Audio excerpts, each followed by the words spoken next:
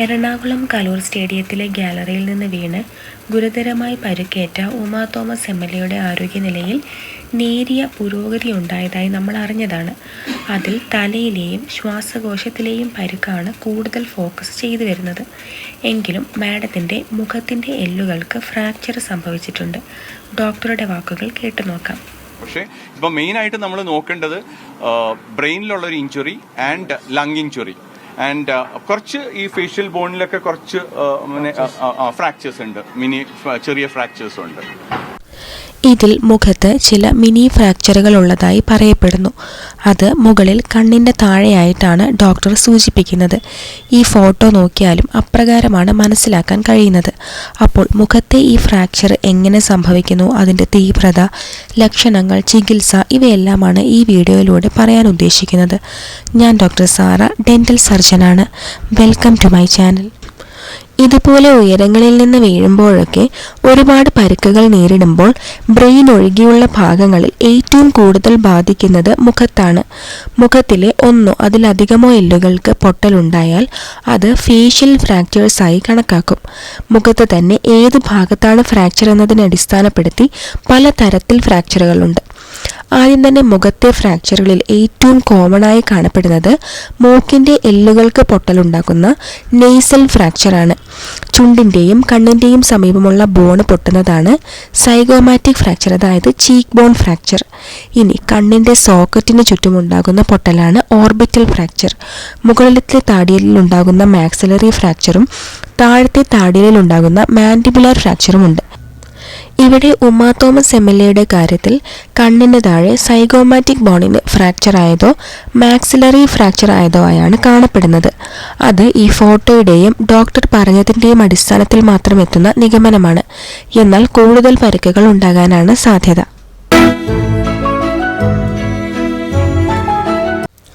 മുഖത്തിൻ്റെ ഫ്രാക്ചറിൻ്റെ പ്രധാന ലക്ഷണങ്ങൾ എന്നത് വേദന, മുഖത്തിന് വീക്കം, മുഖത്തിൻ്റെ രൂപമാറ്റം. ഇനി നെയ്സൽ ഫ്രാക്ചർ ആണെങ്കിൽ മൂക്കിലൂടെ ശ്വസിക്കാനുള്ള ബുദ്ധിമുട്ട്, ഓർബിറ്റൽ ഫ്രാക്ചർ ആണെങ്കിൽ ബ്ലർഡ് വിഷൻ, ഡബിൾ വിഷൻ അനുഭവപ്പെടാം.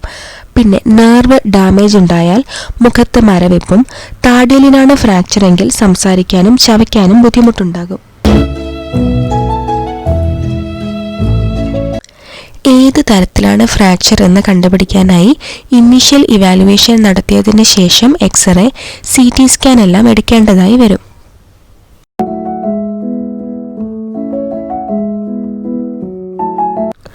ഒന്ന് കൺസർവേറ്റീവ് മാനേജ്മെൻ്റ് ആണ്. അതായത് ഫ്രാക്ചറിന് കുറച്ച് ഡിസ്പ്ലേസ്മെൻറ്റ് മാത്രമേ വന്നിട്ടുള്ളൂവെങ്കിൽ, അതുമല്ല ഫങ്ഷണൽ ഇമ്പയർമെൻ്റ് ഒന്നും വന്നിട്ടില്ല, അതായത് കണ്ണിൻ്റെ മൂവ്മെൻറ്റ് നോർമലാണ്, സെൻസറി ഡെഫിസിറ്റ്സ് ഒന്നുമില്ല എന്നുള്ള സിറ്റുവേഷനിലാണ് ഈ കൺസർവേറ്റീവ് മാനേജ്മെൻറ്റ് കൊടുക്കാൻ കഴിയുകയുള്ളൂ.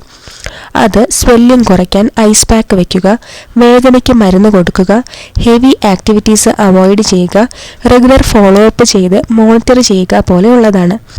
എന്നാൽ സർജിക്കൽ മാനേജ്മെൻറ്റ് വേണ്ടിവരുന്ന സിറ്റുവേഷൻസ് ഉണ്ട്.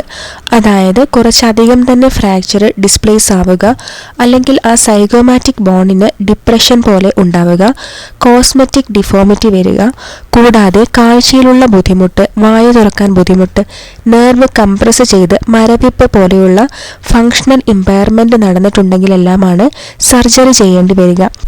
ഇതിൽ തന്നെ ഐസൊലേറ്റഡായി സിമ്പിൾ ഫ്രാക്ചറൊക്കെ ആണെങ്കിൽ അനസ്തീഷ്യ കൊടുത്ത് മാനുവൽ റീപൊസിഷനിങ് ചെയ്താൽ മതിയാകും.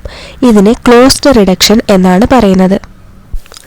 എന്നാൽ കോംപ്ലക്സ് ആയിട്ടുള്ള ഫ്രാക്ചർ ആണെങ്കിൽ ആ ഭാഗം സർജറി വഴി എക്സ്പോസ് ചെയ്ത് ബോണിനെ സ്റ്റെബിലൈസ് ചെയ്യാൻ പ്ലേറ്റ്സ്, സ്ക്രൂസ് ഒക്കെ ഇടേണ്ടതായി വരും.